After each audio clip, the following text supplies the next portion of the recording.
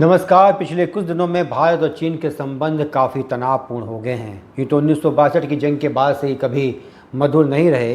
बीच में ज़रूर जब एक दूसरे के देश में चोटी के नेता गए तो संबंधों में थोड़ी मिठास पैदा हुई, लेकिन कुल मिलाकर अविश्वास हमेशा रहा, जिसमें चीन की धूर्तता और चीन की जो कपटपूर्ण नीति है उसका बड़ा योगदान रहा।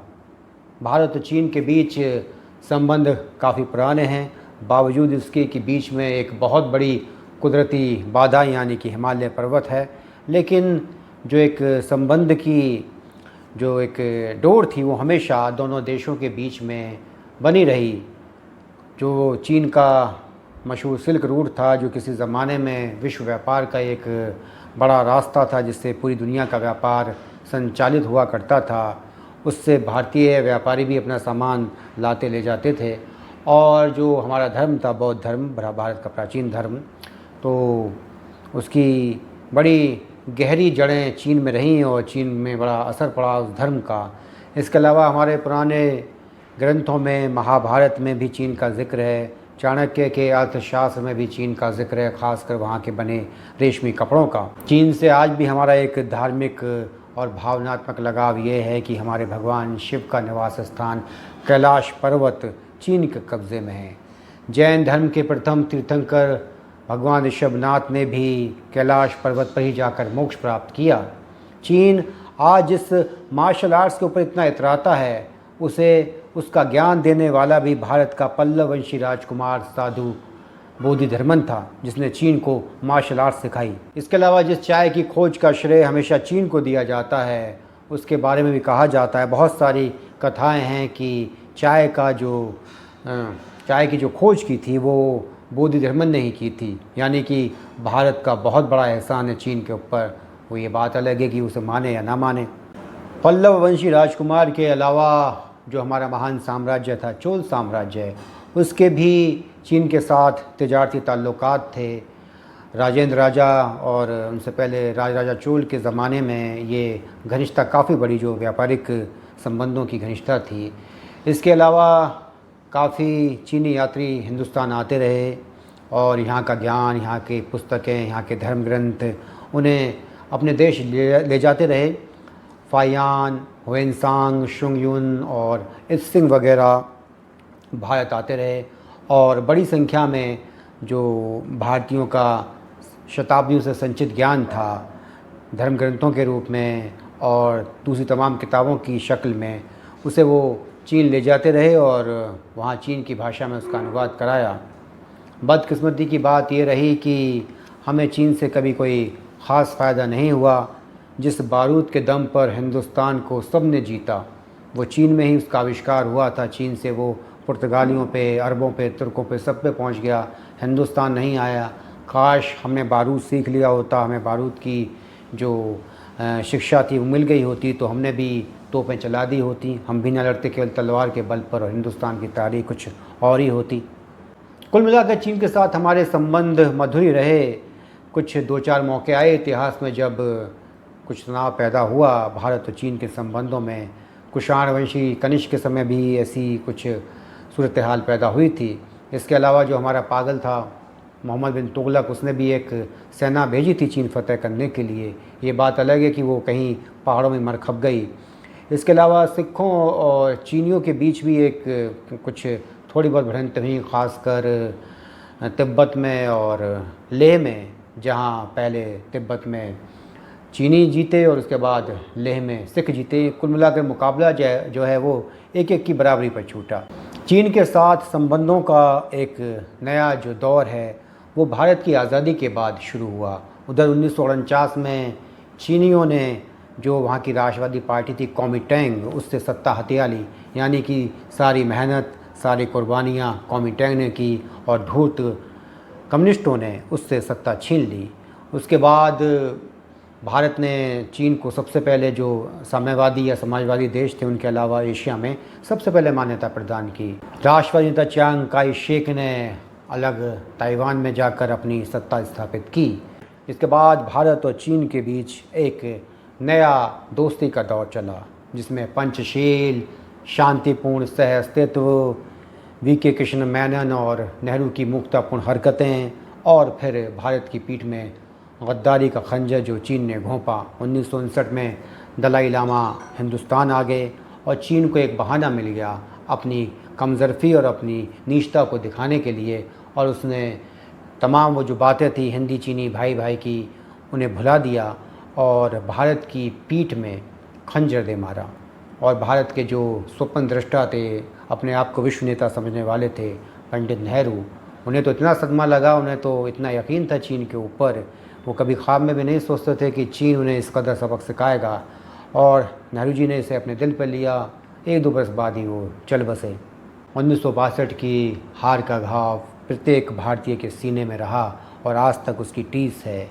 ये हार दूरदर्शिता की, राजनीतिक नेतृत्व की जो अपरिपक्वता थी उसकी, और जो भारतीय सेना थी उसके ऊपर जो अंग्रेज़ों का हैंगओवर था, वो तमाम चीज़ें इसके पीछे ज़िम्मेदार थीं। हमें धोखा दे दिया गया, हमारे पास संसाधन नहीं थे, हमारे पास हथियार नहीं थे, वो तमाम बातें हैं जिसकी वजह से हम ये हारे, ये जंग हारे, ये शिकस्त फाश हमें मिली। और इसके ऊपर कोई बहानेबाजी नहीं चल सकती है, लेकिन सबसे बड़ी बात तो ये थी कि धोखा और इस तरह की जो तमाम बातें होती हैं वो आम ज़िंदगी में, व्यक्तिगत लड़ाइयों में तो कोई बहाना बन सकती हैं, लेकिन जब राष्ट्रों के सम्मान की बात हो, उनकी रक्षा की बात हो, तो इससे कि बचकानी बातों को लेकर कोई एक्सक्यूज़ दे, कोई अपनी खाल बचाने की कोशिश करे, तो क्या किया जा सकता है। कुल मिलाकर तो हम यही कहेंगे कि 1962 की हार जो थी वो पूरी तरीके से राजनीतिक नेतृत्व की असफलता थी। इसके बाद 1967 में भी भारत और चीन की एक भिड़ंत हुई, जिसमें भारतीय जवानों ने, जो भारतीय जवान थे, उन्होंने अपने से 54 से ज़्यादा चीनी सिपाहियों को हताहत किया। 1967 की इस नाथुला और चोला की भिड़ंत के बाद संबंधों में थोड़ी जो तनावपूर्ण स्थितियाँ पैदा हुई वो 1987 में हुई, जब अरुणाचल प्रदेश को भारत ने राज्य का दर्जा दिया। चीन ने इस पर एतराज़ किया, लेकिन उस वक्त जो पॉलिटिकल लीडरशिप थी, इसके अलावा हमारा जो सैन्य नेतृत्व था, उसने बड़ी परिपक्वता का परिचय दिया। जनरल सुंदर जी ने और राजीव गांधी के नेतृत्व में भारत ने चीन को समझा लिया और कुल मिलाकर वो बात वहीं पर सुलटा ली गई। इसके बाद शांति का एक लंबा दौर चला भारत और चीन के बीच में ज़रूर जो एक हमारे बड़बोले नेता थे जॉर्ज फर्नांडिस, उन्होंने बयान दे दिया कि नहीं, हमारा जो एनिमी नंबर 1 है वो पाकिस्तान नहीं है, चीन है। जबकि उस बयान के देने की कोई ज़रूरत नहीं थी, कोई वक्त नहीं था, कोई ऐसी घटना नहीं घटी थी। लेकिन हैं कुछ नेता जो अपनी छवि चमकाने के लिए इस तरह के बयान देते हैं। इन दोनों ही देशों ने इस तरह के बयानबाजी के खेल को ज़्यादा तवज्जो नहीं दी, बड़ी मैच्योरिटी दिखाई और किसी भी तरीके की जो तनाव बढ़ाने वाली बातें थीं उन्हें करने से इनकार कर दिया। राजीव गांधी और नरसिम्हा के ज़माने में चीन के साथ भारत के संबंध काफ़ी बेहतर हुए। मनमोहन सिंह और नरेंद्र मोदी के कार्यकाल में भी कोई ऐसी बात सामने नहीं आई। जो सीमा पे विवाद है वो तो चलते ही रहते हैं और इसकी कोई ख़ास लोग ज़्यादा टेंशन नहीं लेते। लेकिन अभी जो पिछले दिनों हुआ, जिसमें हमारे 20 जवान शहीद हो गए, और जवान तो चीन के भी मारे गए हैं, वो अलग बात है कि उसने इस बात को तस्लीम नहीं किया है। और उसने क्या, हमारे देश के जो कुछ एक वर्ग है नमक हराम टाइप का, उसने भी स्वीकार नहीं किया है। लेकिन ऐसा तो हो नहीं सकता कि आपने हमारे 20 जवान मार दिए जो पूरी तरह से प्रशिक्षित थे और बहादुर हैं, दिलेर हैं, तमाम चीज़ों में हिंदुस्तान के जवान आगे रहते हैं। तो ऐसा तो हो नहीं सकता। ये तो कोई पागल आदमी भी आपको बता देगा कि नुकसान यकीनन दूसरी तरफ का भी हुआ होगा। ये कुछ दिनों से बातें चल रही हैं कि चीन ने हमें धोखा दे दिया, चीन के जवानों ने हमारे जवानों पर धोखे से पीछे से हमला कर दिया। इसमें ताज्जुब की क्या बात है? चीन की फितरत को तो सारी दुनिया समझती है, वो उस तरह की हरकतें करता है। ये कोई एक्सक्यूज़ नहीं है, ये कोई बहाना नहीं है। शिवाजी जब अफ़ज़ल ख़ान से मिलने गए तो उन्हें मालूम था कि अफ़ज़ल ख़ान की जहनीत क्या है। वो पूरी तैयारी कर गए, लोहे का टोपा पहना, नीचे उन्होंने लोहे का ज़र बख्तर पहना, और जो बाग नख था वो उन्होंने अपने हाथ में बांधा, और तमाम तरह से उन्होंने वो सेटिंग की कि कैसे मिलना है, कैसे नहीं मिलना है, कौन कौन से बॉडीगार्ड साथ में रखने हैं। और उन्होंने वो ऐसा इसलिए किया क्योंकि वो जानते थे, वो दुश्मन की फितरत को, जो अफ़ज़ल ख़ान था उसकी जहनीत से वाकिफ़ थे। और यही बात हमें हमेशा रखनी चाहिए। ये कह देना कि उसने हमें धोखा दे दिया, ये बचकानी बातें हैं।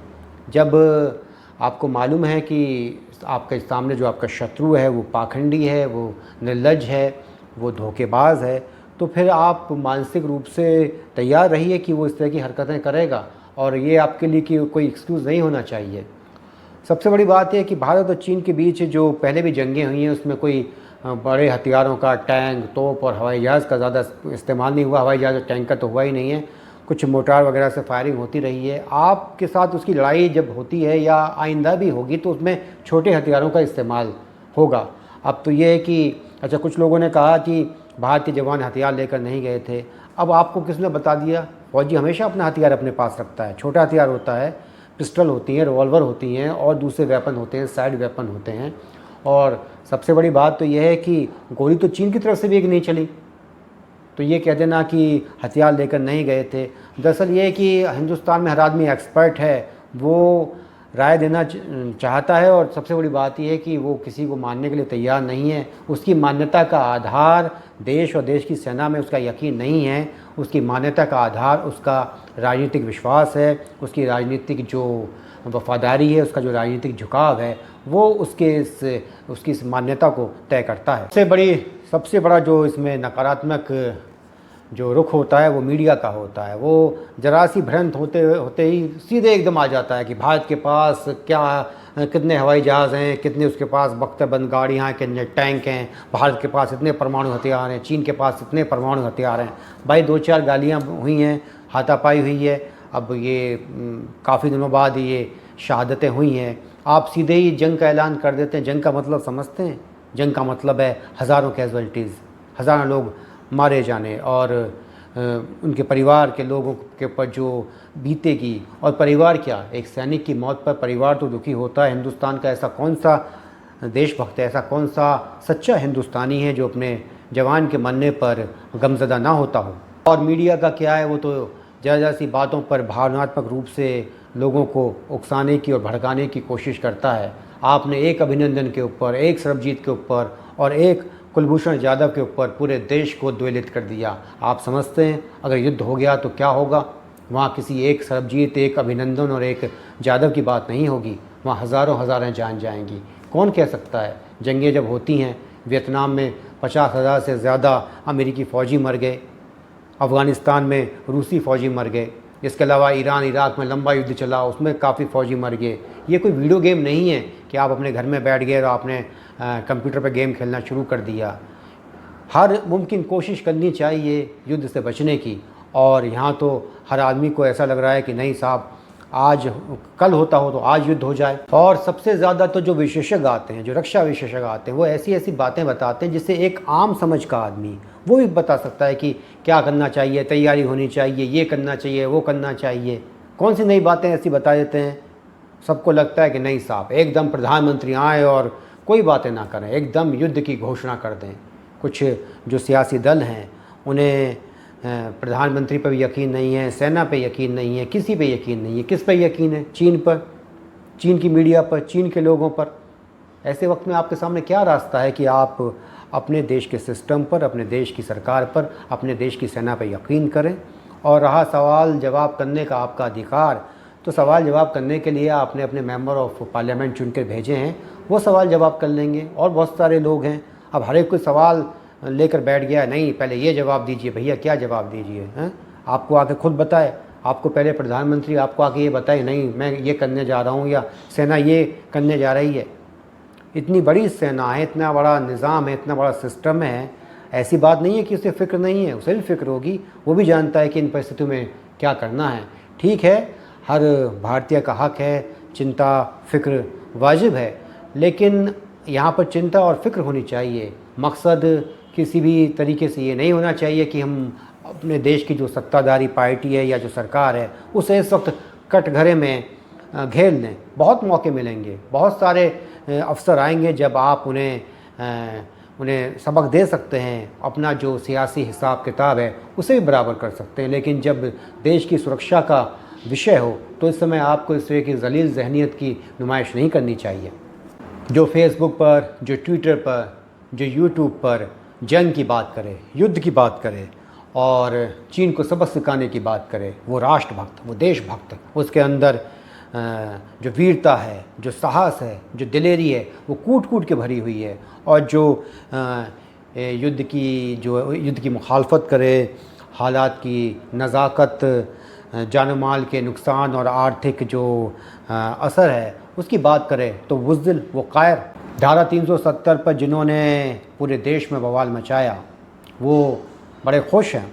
CAA और NRC का जिन्होंने विरोध किया वो बड़े खुश हैं कि चीन के हाथों भारतीय सैनिक शहीद हो गए।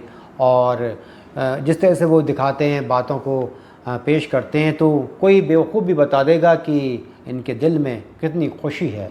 रंगाई पुताई करने वाला, लकड़ी लोहा काटने वाला, ठेले पे केले बेचने वाला भी हम पर तंज कस रहा है। कह रहा है कि देखिए ईरान का एक जनरल मारा तो ईरान ने सैकड़ों मिसाइलें दाग दी। कहाँ दाग दी भाई? अमेरिका के ऊपर। कितने लोग मारे गए अमेरिका का? कौन सा सिपाही मारा गया अमेरिका का? और दूसरी बड़ी बात यह है कि तुम ईरानी हो, तुम्हें ईरान से वास्ता है, तुम हिंदुस्तानी हो, तुम्हारे दिल में हिंदुस्तान के अलावा किसी और दिल के लिए वफ़ादारी, किसी और देश के लिए वफ़ादारी और हमदर्दी नहीं होनी चाहिए।